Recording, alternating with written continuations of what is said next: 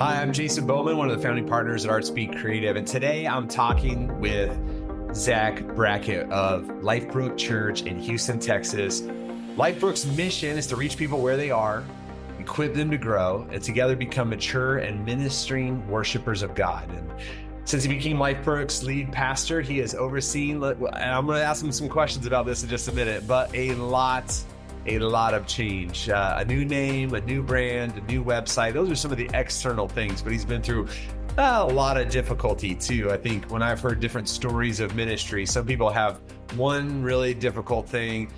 Zack, man, he's got that was the whole hand. He's got that in spades. So a new sanctuary, right? Had it remodeled. I'll let him tell the story about lightning strikes and fire and of course, COVID that we've all been through. But he inspires us because he's leading change and establishing the congregation, plus reaching new people for Jesus. So, Zack, thanks for joining me, man.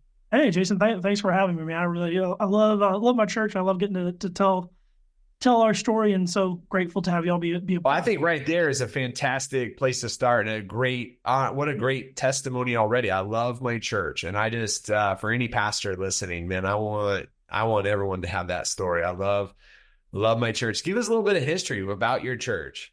Yeah, man. So our church has been here 62 years. So we just celebrated our 60th birthday recently, and I've been at the church. This is my 5th year. So yeah, when the search team interviewed me and hired me and all, the church had been through pretty much a 10-year history of decline. Okay. We're in sort of the Heights area of Houston, and the neighborhood around us was gentrifying pretty quickly, and the church was struggling to reach the younger couples and younger families that were moving in. And so that was when I was brought in. It was like, we need to reach the people around us. We've got people driving 30, 45 minutes to come to church on Sunday, but our congregation doesn't necessarily reflect the neighborhood around the church is sort of where we were. And so that was 2019, right? So you were like, all right, man, dreams come true. Here we go. So give us that the highlight reel there. 2019. Yeah, man. So I get September of 2019 I started, and so get through Thanksgiving, get through Christmas. I'm like, all right, man, like we got this. We put together what we called our discovery team, which was to assess, okay, here's where we're at, here's where we need to go, here's the steps we need to take to get there. And so we've got all this stuff going. January of 20 hits, our office is flooded. In January of 20, everybody knows COVID hit in March. So here I am, a young pastor who's been at the church for a few months, and now I'm leading through a global pandemic. I have friends who literally pastored longer than I've been alive, and they're like, yeah, that was the hardest year I've ever been a pastor. I was like, that was my first year. This is a lead pastor. The only year. So I don't know, maybe that means it only gets better from here. I don't know. There you go. Yes. So that happened in March, and then August of 2020, we had done the social distancing. We had done church online, and we had finally gathered back in the sanctuary for about 2 weeks. And then our sanctuary got struck by lightning and caught fire. And so then we had to relocate to our fellowship hall, had to do church services in there for 2.5 years. The insurance company didn't want to pay out, and that's a long, drawn-out, boring story about insurance companies. But yeah, so essentially we were displaced from the sanctuary for almost 3 years. And then later in 2020, our church also got robbed, and so it was a fun year. Tough year, yeah. Yeah, I would not wish it upon my worst enemy. I know when we met, you were really, like you said, the community looked, the church congregation looked different than the community, and you were really wanting to reach people in your neighborhood. Tell us what that missional landscape was like then, what was working, and maybe even some of what the challenges were for what you're wanting to do.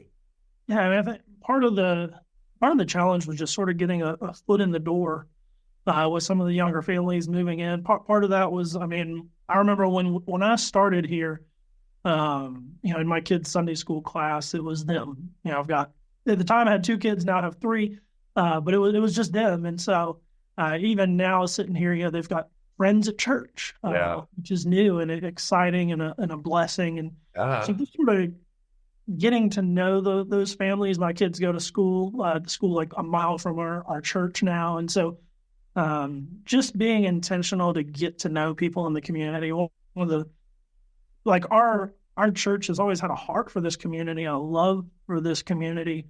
And I've been asking the question, how do we do that? How do we reach these people? We see them, going on walks with the strollers and their kids, and we see that, but how do we actually engage Yeah. and reach those people? And that's one of the reasons I believe our church has been so open to change. I'm not saying it's easy; it never is. Yeah. But as a whole, our church has been pretty receptive to a lot of very significant changes. Yeah. We obviously we'll talk about it in a minute, but we've renamed the church. We've completely overhauled our bylaws. We transitioned from sort of a single elder model to a plurality of elders. So we've got 5 pastors. I'm one of them. We've streamlined our schedule so that we encourage people. We want you here Sunday, and we want you to be a part of a life group. Other than that, we want you to live out the gospel in your community. And I mean, I could go on different things that we've done. But I've been really encouraged that our people have been very open to changing things. I think part of even the difficulties we faced is, in a sense, help open people's hands to realize, you know what, this isn't my church, it's God's. And so, God, what do you want to do? Not what do I want to do? Because I told the congregation this in one of my sermon series probably a couple months after I got here. It's like, guys, at the end of the day, it doesn't matter what Zachary wants to do. It matters what is God calling us to do. And let's be faithful to do that, because it's not my church. It's not yours. It's his. So that was sort of the heart behind that. So one of the things that you led that congregation through was changing the name, which in a Baptist church, or let's just, any main line, any main church, changing the name is a big deal, can be. And so you got the congregation probably voted on that, and you guys changed. Talk to us about the name change. I think once you'll understand that, there was a need for that. But so that was one. So our discovery team that I mentioned earlier, that was one of a booklet they put together with a number of changes. Hey, we believe as a church this is where we need to go. Changing the name was one of them. And so the church affirmed that proposal from the discovery team that included changing the name. I think some people a little scared and worried, okay, what's the new name going to be? But affirmed that. And then we put together a rebranding team. And we tried to specifically say we wanted it to be a diverse group, both ethnically, age-wise. We wanted as diverse a group as we could get. Because, I believe that's one of my heart as a pastor is I want to see us be a diverse church. We're not a church for people in their 20s or 40s or people of this socioeconomic. I want to be a church for all people, because the gospel's for all people. Yeah. And so we put together that team, and then y'all were incredibly instrumental in helping that team sort of go through that process, think through names, think through the people that are in this community, and how do we best engage them. And that was it was very helpful having a couple. Yeah, well, I definitely I'd love to hear more about that, and because I know we brought a team down there. But so you ended up at LifeBrook. That was the name, Yes. LifeBrook Baptist Church, or did you just go by LifeBrook? It was LazyBrook Baptist Church. Now it's LifeBrook Church. So we don't have Baptist in the name. We still are affiliated with the Southern Baptist Convention. But we don't have that actually in our name. Yeah, and we've seen that work really well to connect church audience, connect the church to the local neighborhoods in the past. And you're not the first one to drop a denominational name to make themselves a little bit more accessible to the neighborhood. Tell me real quick about the neighborhood now that LifeBrook is not LazyBrook, which was probably a punchline on a few jokes. Napping in church. I've heard a few for sure. I remember when I started here, I have some very sarcastic friends because they keep me humble. There you go. But one of them was like, "So are you pastoring a retirement home, or what's going on, man?" That's good. I like it. Thanks, So man. tell me about the neighborhood now, because I know you're connecting well. It said your kids are going to school down the street, have friends in the church, and I know there's a local vibe. Tell us a little bit about the local vibe and how you've seen LifeBrook connect. Yeah. So if you look at sort of the two biggest neighborhoods right near our church, it's a very young dual income families are sort of what make up that neighborhood. So there's a sort of a that sort of I forget, I'm stumbling over my words, but there's a bunch of young sort of dual income families, Okay. upwardly mobile. They're coming in buying these houses that were built in the '60s, completely overhauling and renovating them, Okay. and moving in. And there's sort of a lot of if you go just maybe a mile from the church, there's a 19th Street, which has a ton of breweries. And if you drive down that street on a Friday night, Saturday night, like you're going about 5 miles an hour. Okay. There's people everywhere. And so how do we reach those people where they're at? That was sort of how we began thinking. And really the people around here are very busy. You've got dual income families, mom and dad are both working. And so one of the things that sort of kept coming up is we wanted to sort of show and encourage people, this is what it looks like to pursue true life, the life that can only be found in Jesus Christ. Because we've got a lot of people, you'll hear sort of this theme of sort of being caught in like a hamster wheel where you're running just to catch yourself. And so that was sort of something that came up over and over as we did interviews sort of within the community. And so we really wanted to address that sort of felt need of always feeling like you're running just to catch yourself. And well, okay, how does the gospel address that? Was one of the things that we really wanted to think through in our branding and in the naming of the church itself. I love that. So you brought our team down for an on-site and went through the full rename and rebrand process. And just curious what that experience was like for you and your team to have our team come down. Yeah. I mean, it was fantastic. We absolutely loved working with ArtSpeak. My undergraduate degree is in communications and marketing, and so like I love this stuff. Yeah.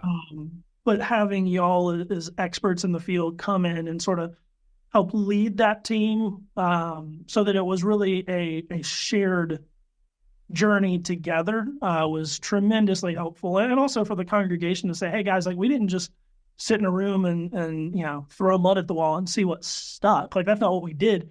We hired ArtSpeak, and this is what they do. And their heart is to reach people with the gospel, and so their heart is to help us connect with the community around us so that we can see people come to Christ. And so it was a huge benefit for me as a pastor personally having y'all come in and sort of lead and guide that team in a very helpful way and in a very well thought through way. It was a blessing to me, and also it was nice because there were some things that y'all could say that were a lot easier to hear from y'all than it was from me. Yeah. Like, y'all say all that stuff. That was nice. Yeah. I'm so glad. How has the community responded to the new name and the new brand? Yeah, it's been a pretty positive response. We've had a number of people come in, and especially in that, I would say the visitors and the guests that we're getting now more accurately reflect the community around us. I don't hear as many jokes about the term lazy being in our name, which is fantastic. I love that. Yeah. But it's definitely like we're doing a lot of the stuff that we were doing when our name was LazyBrook Baptist Church. Sure, yeah. But it's connecting better because the name LifeBrook resonates with people. And so even like at my kids' school, I'm there pretty frequently, and people know that I'm the pastor at LifeBrook, and so there's just this awareness. Whereas before, when it was LazyBrook Baptist Church, we talked to people that lived less than a mile from our building, and they're like, "Oh, that's a church." And we're beginning to see more and more people are aware that we're here. Yeah. Whereas before it was just sort of an easy drive by and sort of forget that we're here. We're seeing the rebranding and the marketing and everything. People are resonating church, and we are seeing an increase in guests that are coming, which has been a tremendous blessing to see. Oh, that's awesome. And I love what you said about, we're still doing some of the same things that we were doing before, but now it's connecting. And I think, Yeah. it's like you can have great points in a sermon, but if it's not connecting with the audience, you can do great things. I think most churches, most ministries, most nonprofit doing really great work, but if no one knows about it, if no one knows that work, no one is listening, then it's, I love that. And now it's connecting. So tell me this, what's your vision as you look towards the future? You've been there 5 years now. You've overcome a lot. You've been through a very difficult year. 2020 was hard on everyone. You're like, that's just normal, right? That's year number one. You've navigated great change. Now you're seeing growth internally, a different team and culture. Obviously, we love being a part of your team in that season. As you think about the next 5 years, what's on your heart? What you see for vision for LifeBrook? Yeah, so one of the things that really is sort of God has laid on my heart, and we've begun the process. As I mentioned, that a lot of the families around here are dual income. That means kids that have got to go to preschool, and so we're actually looking to open a preschool January of 25, just to fill that need, because man, we want to love on these families. We want to take care of them. We want to be there for them, for their kids. And so we're actually in the process now of thinking through, well, what does that look like? What do we need to do to get our space ready? And so that's one of the biggest things on the horizon is looking to open that in January of 25. It's just another way to love and support the community around us and be there to help them as a family and to help point them towards the true life that can only be found in Jesus Christ. I love that. And I love, you're using a building. You guys have a building, you have a property that you're using on the weekends and probably a Wednesday night or another night here or there, but to open it up to serve the young families in the area and obviously connect them to Jesus, but also allow them to have the benefit of having a school right there. I love it. Or daycare you mentioned. So, having childcare is always needed. I love that. Hey, so Pastor, if someone asked you if they should work with ArtSpeak Creative for branding or web, what would you tell them about your experience with us? Yeah, I would say that it was amazing. They should absolutely hire y'all. Can I go back and answer the previous question one more thing? Oh, absolutely. Okay. Yeah, bring the vision. Bring the vision. I love it. Yeah, sorry. No, another thing that God's really been laying on my heart is, when I started at LifeBrook, it was very much a church revitalization. A church that had been here for a long, long time, that was seeking to minister to a very different community than what they had originally started ministering to. Okay. And so one of the things that God's really given me a heart for is, there's, if you look at the numbers of church plants and the numbers of churches closing their door, they pretty much cancel each other out. Right. So God's really given me a heart for church revitalization. How do we go into churches that are in decline and help breathe new life into them?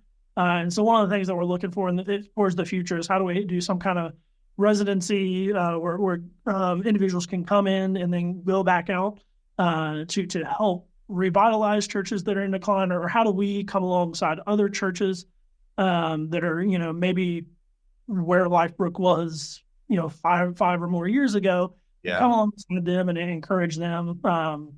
Because there's millions and millions of people in Houston. We're not competing with other churches. We want to see them grow and see them thrive. Take some of your lessons learned and systems and heart and mindset and help, and even just encouragement, right? Sometimes you feel in ministry like you're doing it alone.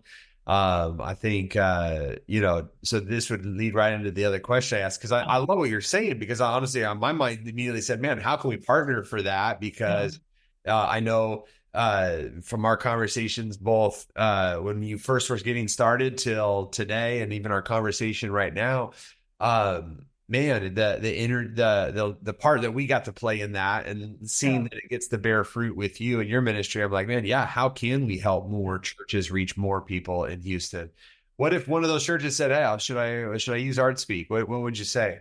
Well, I actually have told other churches this, so but no, I said hands down, you should definitely reach out to them. You all are so instrumental in helping us think through our branding, helping us not just think through branding. It's one thing to get a new name and new logo, but to get a new name and new logo that connects with the people in our community was vital. And y'all did a great job of helping us think through that, helping us navigate that process. And so I've sent y'all's information to a number of people and just said, hey, this is who we use. They did a great job. And y'all were just fun to work with, which I like to have a good time.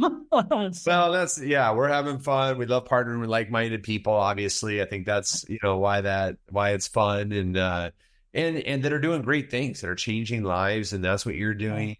It was an encouragement to my team to have them working with you and your team. And man, if there's ever any way we can partner with you to help reach more people or anybody that you're influencing, we're all in.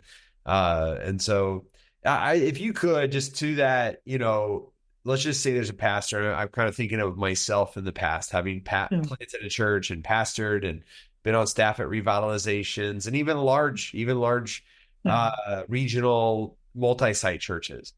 But feeling a little burned out, feeling like it's one tragedy and then the next. There's a lightning strike and a fire, and now someone's robbing us, or how you're smiling today and you're praising the Lord today.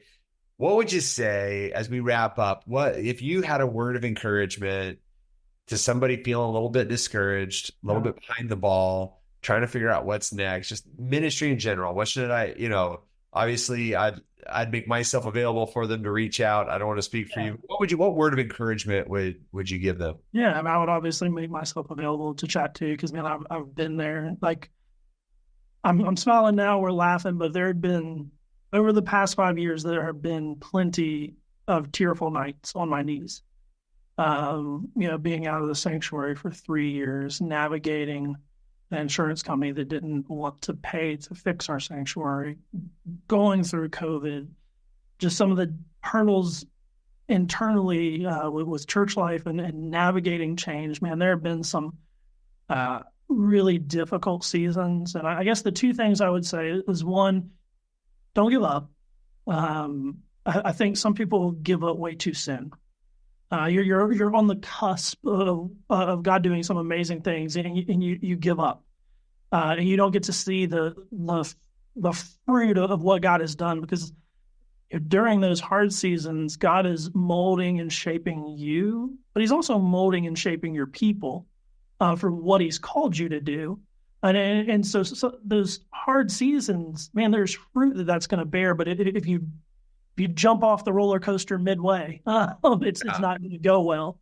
And then I would also encourage, find a good counselor.